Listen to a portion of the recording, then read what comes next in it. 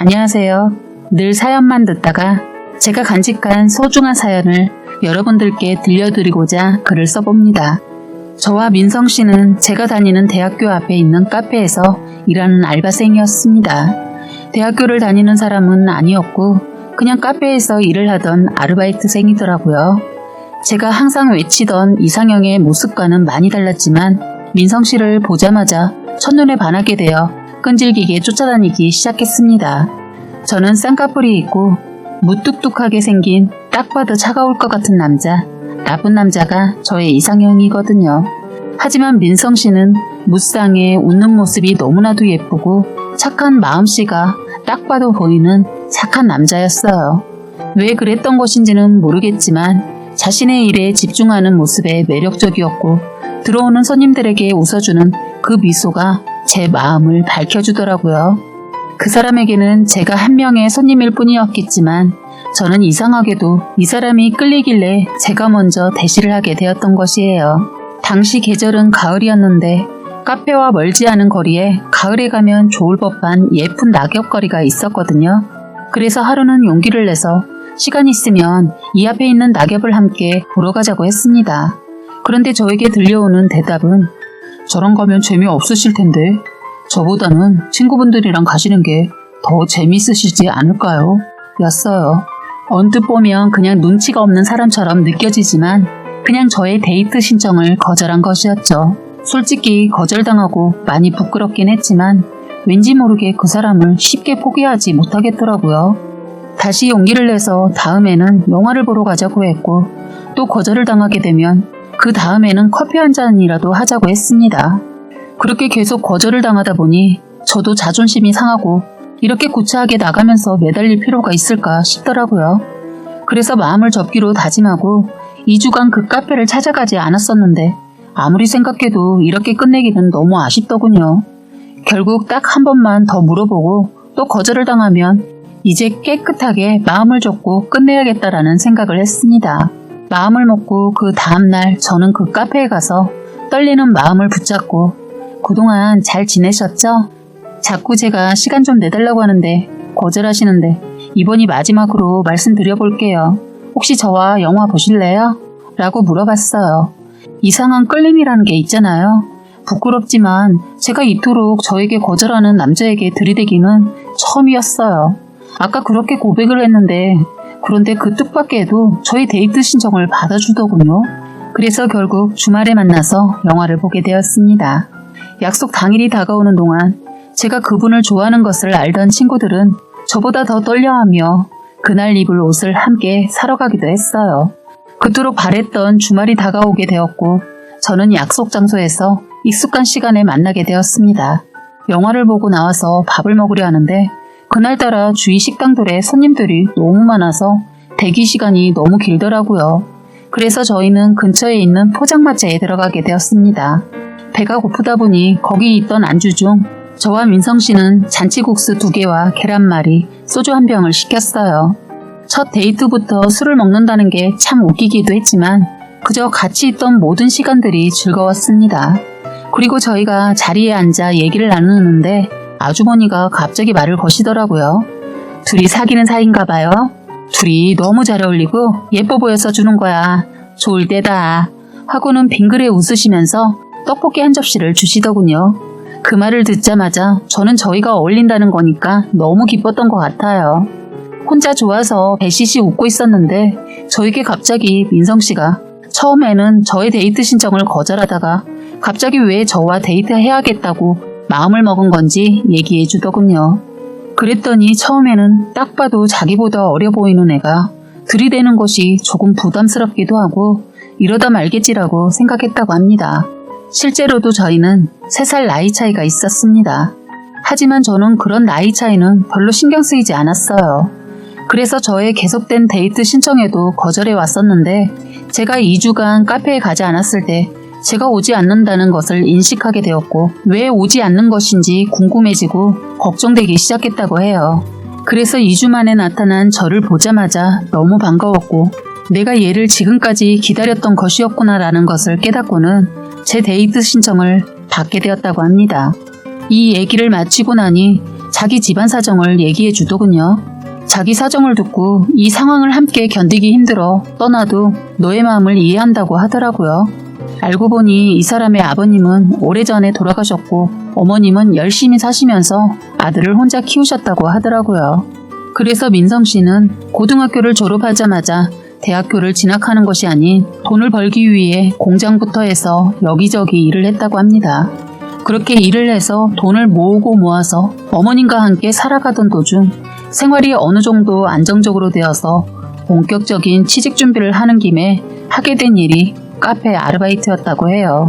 저의 경우 어렸을 때부터 남들보다는 풍족한 집안에서 살았기 때문에 이런 경험을 해본 적이 없었지만 얼마나 힘들었을지 조금이나마 이해할 수 있었어요.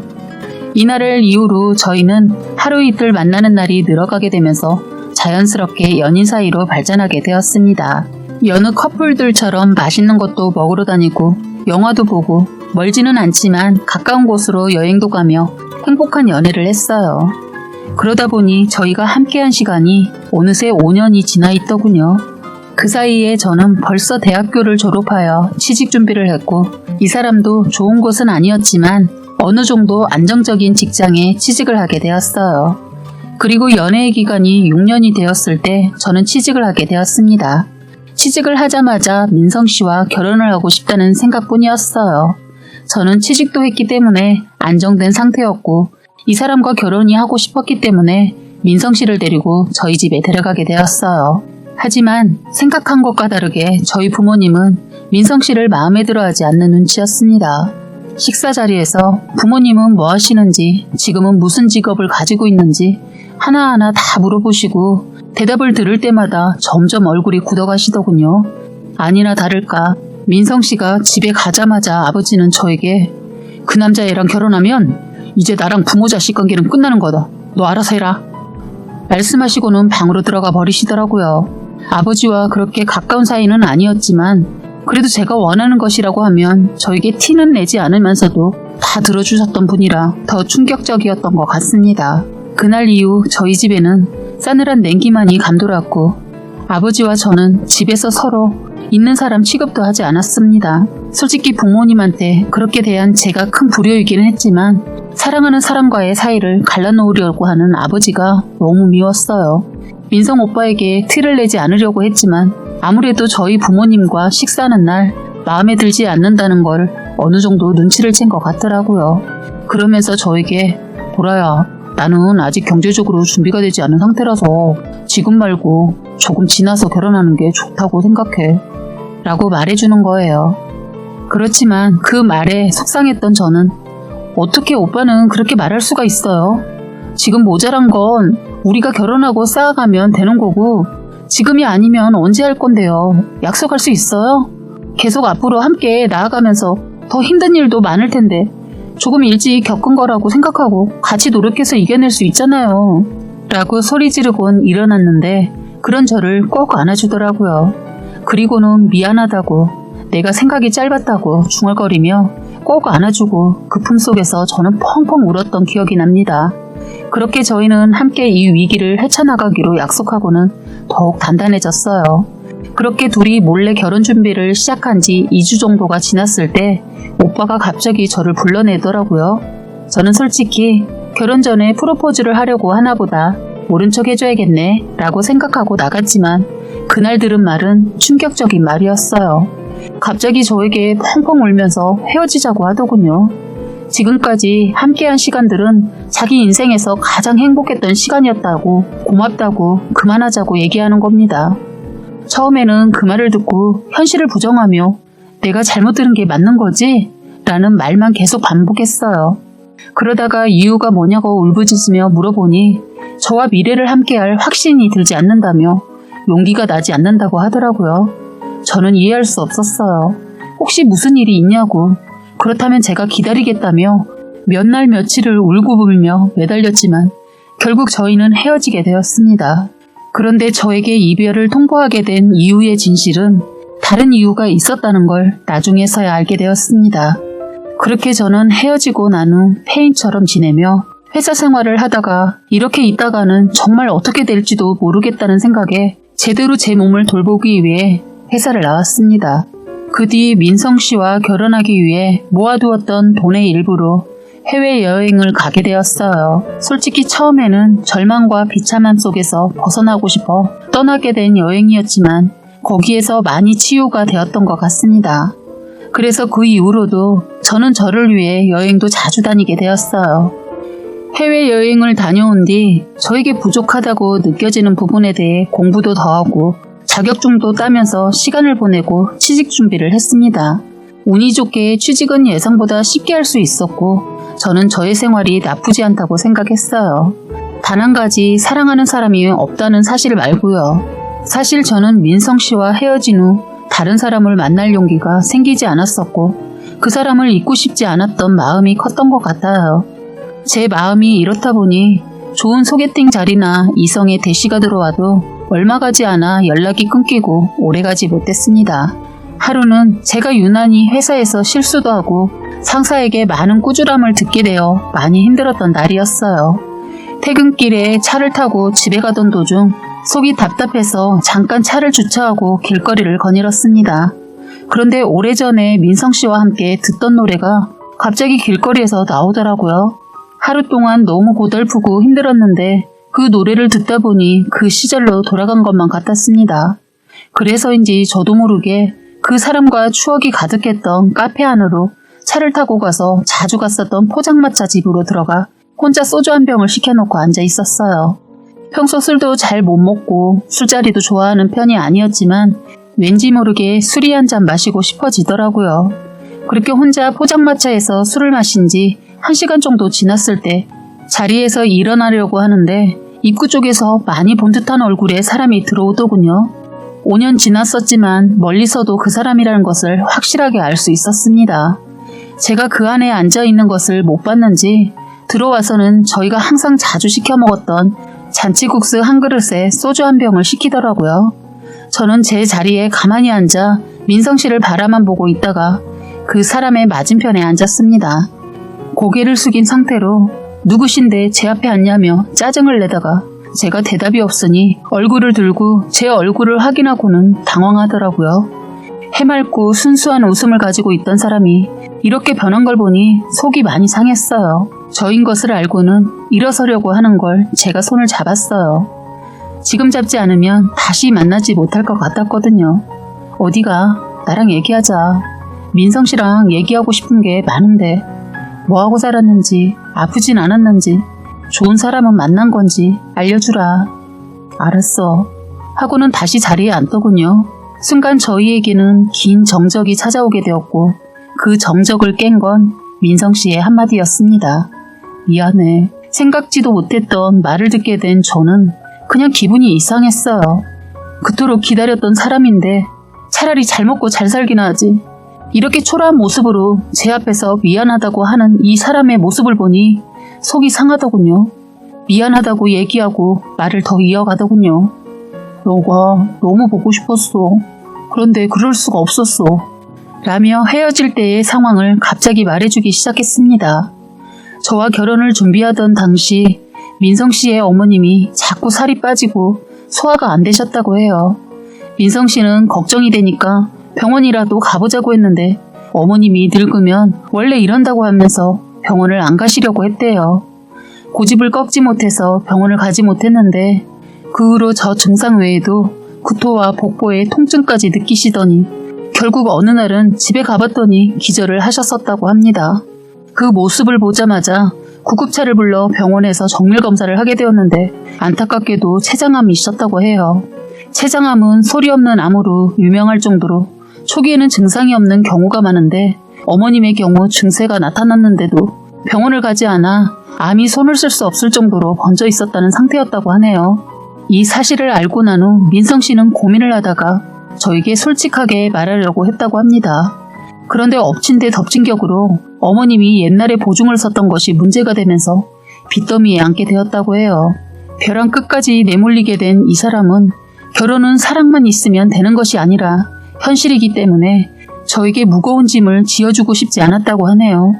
그래서 저에게 솔직하게 밝히지 않고 말도 안 되는 변명으로 저를 밀어낸 것이었습니다. 직장에서 민성 씨의 딱한 사정을 알고 난 후 사장님이 자신의 지인을 통해 일자리를 더 소개해줘서 돈 걱정은 조금이라도 덜할 수 있었다고 해요. 그래서 저에게 질렸다고 헤어지고 싶다고 거짓말을 하고는 어머니의 병간호를 시작하게 되었다고 합니다. 의사는 길어도 몇 개월만 버틸 수 있을 것이라고 했지만 민성 씨의 간절한 바람 덕분이었는지 3년간 살아계시면서 좋은 추억들을 쌓아갔다고 해요. 그렇게 어머님이 돌아가신 후에도 슬퍼할 틈도 없이 한 번도 쉬지 않고 열심히 일을 하다 보니 결국 빚도 어느 정도 갚을 수 있게 되었다고 하더라고요. 그런데 뒤를 돌아보니 자신에게 남은 것은 단 하나도 없어 많은 우울감에 휩싸였다고 합니다. 하지만 무엇보다 그 5년간 저에게 사실을 말하지 않고 함께할 자신이 없다는 비겁한 핑계를 대며 헤어지자고 말했던 게 가장 후회스럽기만 했다고 이야기해주며 매일매일 그날로 돌아가고 싶다는 생각뿐이었다고 하더군요. 그렇지만 제 마음에 큰 상처를 줬던 자신이기에 저에게 다시 돌아올 용기가 나지 않아 그저 제 행복만 빌었다고 합니다. 제가 너무 보고 싶어 미칠 것 같은 날이면 저희가 함께 왔었던 이 포장마차 집에 와서 잔치국수와 소주 한 병을 시켜두고 우연이라도 저와 마주치길 빌었다고 하네요. 혼자 앉아 소주를 비워가며 저를 기다리다가 시켜뒀던 잔치국수가 면이 팅팅 불어가고 국물이 차갑게 식었을 때쯤 집에 돌아갔다고 합니다. 이날도 여느 날과 마찬가지로 제가 너무 생각이 나서 포장마차를 와서 함께 자주 시켜 먹었던 잔치국수와 소주 한 병을 시키고 앉아 있었던 거라고 해요. 그런데 그토록 바래왔던 제가 이 사람 앞에 앉았을 때 처음에는 자신이 잘못 본 건가, 내가 진짜 미친 건가 보다 라는 생각이 들어 자리에서 일어난 거라고 하더군요. 저는 이 사실을 모두 듣는데 눈물이 멈추지 않더군요.